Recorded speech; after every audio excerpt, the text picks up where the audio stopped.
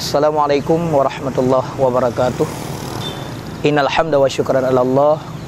Summa salatu wassalaman daimaini ala Rasulillah wa ala alihi wa ashabihi wa mawalah. Hai bangsa Long, bangsa Aceh, mari sama-sama dalam kehidupan getanyonyo penuhi dengan amalan kebaikan dan kebajikan. Lain daripada getanyo lakukan perintah Allah Subhanahu wa taala. Kebahagiaan yang hakiki adalah kebahagiaan di mana getanyo jit apa senang orang lain. Galam sempurna iman getanyo kepada Allah Subhanahu wa taala apabila orang selingkah getanyo. Orang sampai getanyo tidak mendapatkan kebahagiaan sebagaimana kebahagiaan getanyo. Maka dalam kehidupan getanyo, hidupnya gebagi dari empat macam. Yang pertama, ada kehidupan tapi mati. Ada yang kedua, hidup tapi merasa hidup. Ada yang ketiga, orangnya sudah mati tetapi terasa hidup. Ada yang keempat, tubuhnya sudah tidak bernyawa tetapi mati. Dalam peboh sagonyo, getanyo berada di antara yang mana? Apakah getanyo di antara hidup tapi mati ataupun mati dalam keadaan hidup? Rinciannya, getanyo hidup tapi mati. Allah berikan nyawang dalam tubuh. Mata bisa melihat, telinga bisa mendengar, mulut bisa berbicara, kaki dan tangan bisa bergerak. Tetapi tidak pernah kita gunakan untuk beribadah kepada Allah. Harta yang Allah berikan kepada kita tidak pernah kita gunakan untuk mencari ridha Allah. Tidak pernah kita salurkan untuk bersedekah di jalan Allah. Nyan gegatawarikan kepada orang yang hidup tapi mati. Yang kedua, orang mati tapi dalam keadaan hidup. Tubuh je terpisah dengan nyawang, badan je terbujur di atas tika. Setelah ngetanam tayo taih di dalam kubu, tetapi amalan getanyo akan selalu mengalir, baik untuk diri pribadi ataupun untuk orang lain. Ahwate kematian getanyo menghampiri, maluhu, ahluhu dan amaluhu. Harta tanyo, keluarga tanyo serta amalan kebaikan getanyo. Yang diintat getanyo sampai getanyo atuh tika. Kadang-kadang kubu, baik itu harta atau keluarga. Maka ciptakan harta dan keluarga ini baik sampai kubu menteng, baik sampai jerat menteng, tetapi melewati batas daripada kuburan sampai yaumil akhirat. Dengan pun terciptakan keluarga getanyo takubah keluarga yang soleh, isteri yang solehah, anak inang yang solehah.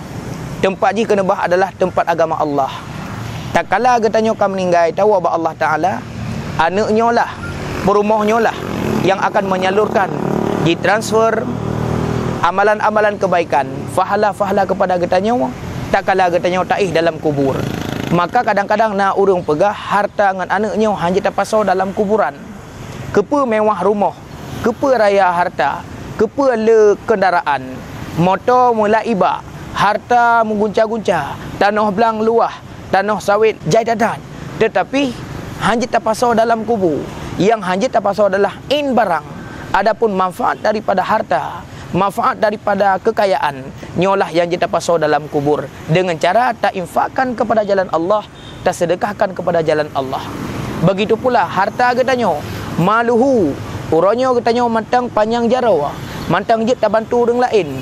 Tak kala getanyo akan sakit tak hati dika, maka jarau getanyo akan pana kasusah untuk tak bantu orang lain.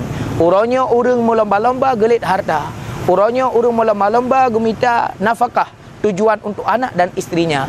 Tetapi mereka akan lupa akhirat, di mana akhirat kadang-kadang anak kita, istri kita tidak berlaku lagi di sana. Maka hartalah yang getanyo infakkan di jalan Allah. Inilah harta yang akan menjalankan kita, melewati kita daripada titik siratal mustaqim dan meluruskan kita kepada jalan menuju ridha Allah. Itu yang kedua. Setelah kematian kita, harta, anak, kerabat dan segala mata benda harta yang di dunia masih berlaku dalam keadaan kita mati di alam kubur. Yang ketiga, kita hidup tapi dalam keadaan hidup. Artinya kehidupan yang Allah berikan kepada kita, harta yang kita punya selalu kita infakkan di jalan Allah. Bahkan setelah kematian kita, nama kita selalu dibangga-banggakan oleh orang yang hidup.